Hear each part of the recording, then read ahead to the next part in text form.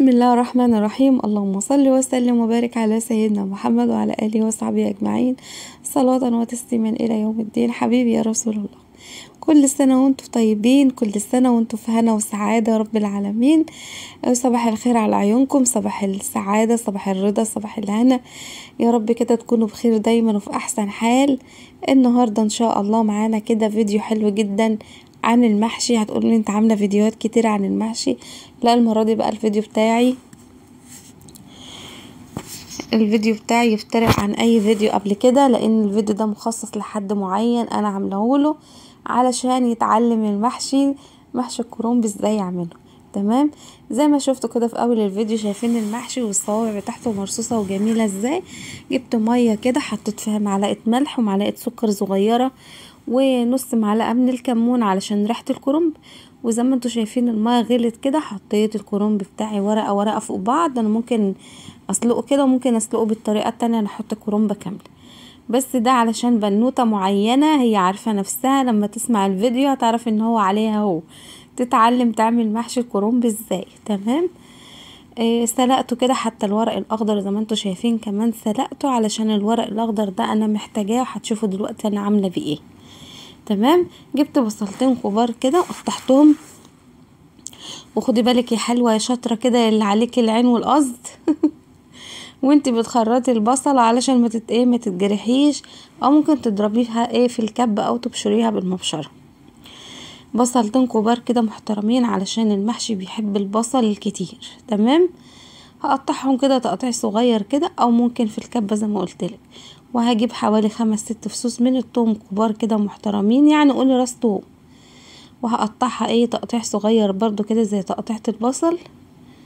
تمام، وهجيب بقى الزيت او السمنة او اي مادة دهنية بقى من عندك انت حابة تعملي بها المحشي، بس الجو برد فاحنا بنفضل نعمله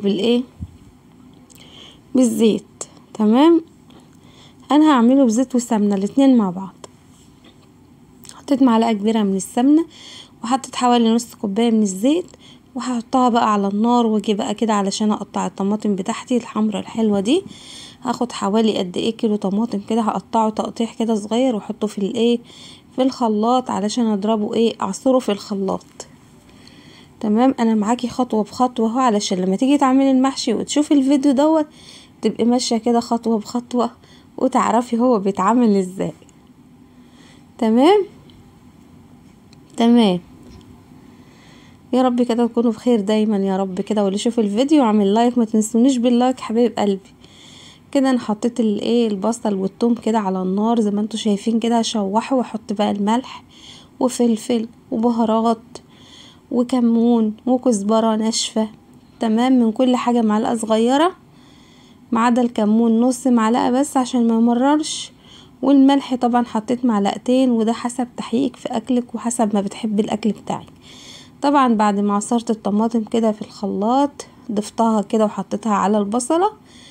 تمام، وهجيب حاجه كمان عشان تسرع معايا في التسبيكه بتاعه المحشي. حط معلقه من الصلصه او معلقتين كده واقلبها كويس مع الطماطم، وهغطيها بقى واسيبها مع نفسها كده تتسبك. اول ما تغلي غلبه جامده كده ههدي عليها النار واسيبها.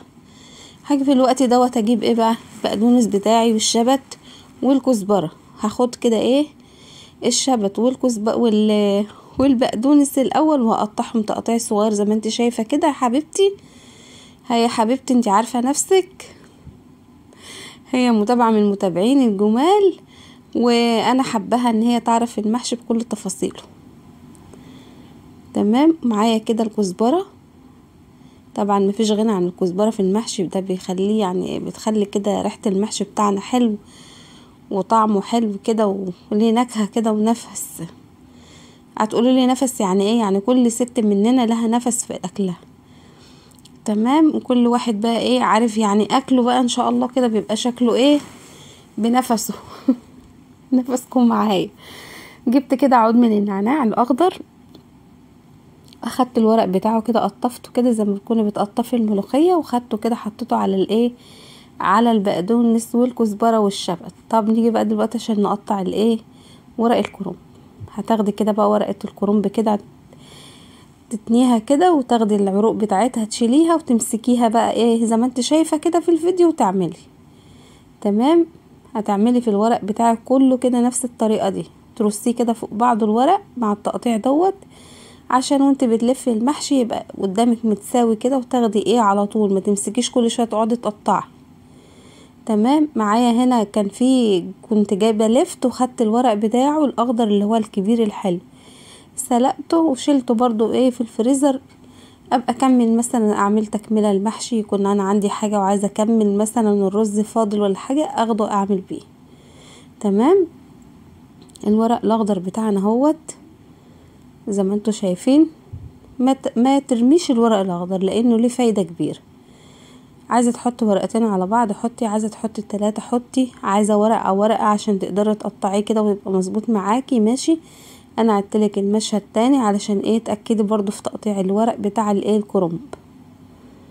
كلام البنات الصغيرين لسه بيتعلموا المحشي، طبعا كستات كبار فاحنا الحمد لله بنبقى اساتذه. معايا كده كيلو من الرز البلدي بتاعنا، طبعا بتنقيه حبيبتي وما بتخليش فيه اي حاجه، وتنقيه كده وايه وتخليه نضيف زي الفل. او انت عندك رز كده من اللي هو الرز النضيف اللي بتاخديه على الحله على طول مفيش مشكله. معايا كده المصفى بتاعت الرز دي، هغسل الرز زي ما انتوا شايفاه كده بحركه دائريه. تمام. خلصت كده ونشفت الرز، جيت بقى على التسبيكه بتاعتي، شايفين جميله ازاي ونطرت الايدام بتاعها، انا بوريكي بالمعلقه اهو الايدام بتاعها اللي هو الزيت والسمنه نطر فوق الطماطم، يبقى كده التسبيكه بتاعتنا 10/10. تمام. هتعملي ايه هنا بقى، هجيب الورق الاخضر اللي احنا سلقناه وهنحطه كده على ايه في قعر الحله، ومعانا جزرايه كده هنقطعها طرنشات رقيقه. كل الحاجات ديت وانت بتعملي المحشي بتدي نكهه للمحشي وبتخلي له طعم كده حلو. جيران بقى تعرف ان انت عامله محشي وعامله محشي كرنب كمان. وقرن فلفل كده قطعته، كان عندي بصل اخضر برضو قطعته كده وحطيته، كل ده في قعر الحله من تحت. هنصبع المحشي، الورق بيكون له ايه عروق من على الوش كده، بتجيبي العروق اللي هي بارزه من على الوش وبتقومي حاطه عليها الرز ولف. هتلف المحشي بتاعك دوت هترصيه ايه صف كده، يعني صف على العدل وصف تاني ايه عكسه، او واحد على العدل والتاني عكسه. وما تزنقيش وانت بتعملي المحشي، ما تزنقيش الصوابع جامد جنب بعض عشان يبقى فيه ايه نفس كده للصبع يستوي، مش تزنقيه جنب بعض كده. التزنقه الجامده دي بتبص تلاقي المحشي بتاعك فيه ايه فيه كام صبع كده ايه ني، فما ينفعش. طبعا احنا حطينا الرز على التسبيكه ومع الخضار بتاعنا، كل ده عملته ايه وطفيت النار وقلبته زي ما انتوا شفتوا كده. دي خطوه بعدها يعني بقولها، حطينا الرز وحطينا الخضره اللي احنا قطعناها على التسبيكه وقلبناها. تمام. شايفه لفه المحشي على الجنب اللي فيه العروق بارزه، وبتقومي حاطه الرز بتاعك وما تخليش رز يطلع منك بره على الصابع عشان لما تيجي تسويه ما يبقاش فيه رز كده على الوش، يبقى شكل المحشي بتاعك مش حلو. تمام. بتلفي كده الصابع كده بتظبطيه ما تخليهوش مهوي، يعني تحاولوا بقدر الامكان الصبع بتاع المحشي بتاعك يبقى ايه ماسك نفسه. ادي صف اهوت انا رصاه كده، والصف التاني هرصه ايه عكسه. وما تزنقيش، ادي براح ما بين الصبع والتاني علشان خاطر يستوي معاكي، دي ملحوظه خدي بالك منها. تمام. هكمل طبعا الحله بتاعتي كلها بالطريقه اللي انا قلتلك عليها ورا بعض ادوار كده. طبعا فاضل ورق اخضر غطيت بيه الايه المحشي بتاعي من فوق وانا بسويه عشان البخار يبقى كاتم فيه. غليت ميه كده وجبتها، المره دي بقى مش هعمل لا بمرقه، افرضي مفيش مرقه عندي او مفيش عندي شوربه، لا ميه كده بتغلي وحطيت عليها معلقتين ملح صغيرين وقلبتهم، وهسقي المحشي بتاعي هيبقى طعمه جميل جدا جدا جدا. تمام. هكمل لغايه اخر صابع على الوش ميه، وما زودش ميه، مخليش الميه تعوم فيه، اخر صابع يكون الميه محصلاه. وهغطي كده بالورق الاخضر وهحطه على النار، هياخد كده غلوة او غلوتين كده، تبص تلاقيه كده ايه بيفقفق خالص كده، وابتدت المية بتاعته تنشف، تقومي مهديه عليه النار خالص وسايباه لغاية ما يستوي. تمام. معانا المحشي بتاعنا بعد ما استوى، شايفين الجمال، الله على ريحته. شايفين بقى البخار طالع بريحته تجنن. وبقى شفت الصوابع بتاعته لقيتها مستوية كده ما شاء الله عليه. وشايفين لمعته ما شاء الله عليه. هنجيب بقى نغرف علشان ايه؟ ناكل. تعالوا بقى اتغدوا معانا. شايفين المحشي نزل ازاي بيفرفر وجميل ما شاء الله عليه. جربيه يا حبيبتي، يلا عليك انت القصد كده. جربي كده وادخلي كده المطبخ واعمليه بالطريقه دي، وان شاء الله هيبقى طريقه ناجحه وهتعتمديها ان شاء الله. وما تنسينيش كده بدعوه حلوه، وما تنسوش اللايك، واللي ما دخلش القناه لسه يشترك يا ريت يدخل يشترك ويفعل الجرس. واشوفكم ان شاء الله في فيديوهات كتير ان شاء الله. اشوفكم على خير، والسلام عليكم ورحمه الله.